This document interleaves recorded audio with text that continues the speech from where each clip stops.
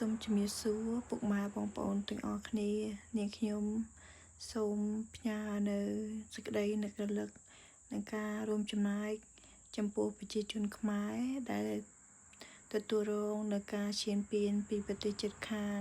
ហើយអ្វីដែលនាងខ្ញុំតែងតែបួងសួងគឺសូមឲ្យប្រទេសរបស់យើងទទួលបានសន្តិភាពឆាប់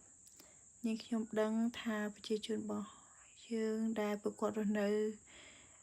ក្នុងប្រទេសក៏ដូចជាអ្នកដែលរស់នៅជិតព្រំដែនគឺបានជំនះនិងទទួលបាននៅភាពលំបាកច្រើនឆ្នាំនេះនាងខ្ញុំក៏មានការលំបាកចិត្តផងដែរទោះបីជានាងខ្ញុំអត់រស់នៅក្នុងប្រទេសកម្ពុជាប៉ុន្តែនាងខ្ញុំមានក្រុមគ្រួសារសាច់ញាតិមិត្តភ័ក្តិ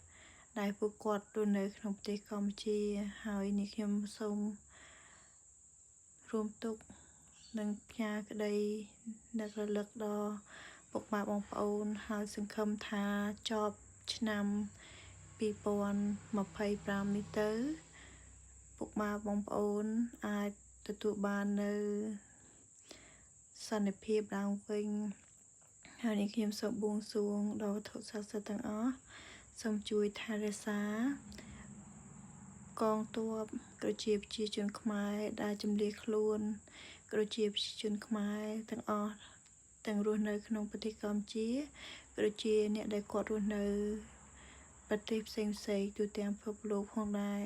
សូមអរគុណពុកម៉ែបងប្អូនទាំងអស់គ្នាសូមឲ្យសន្តិភាពមានដល់ពួកយើងទាំងអស់គ្នាជួបគ្នានៅវីដេអូក្រោយទៀតពុកម៉ែបងប្អូន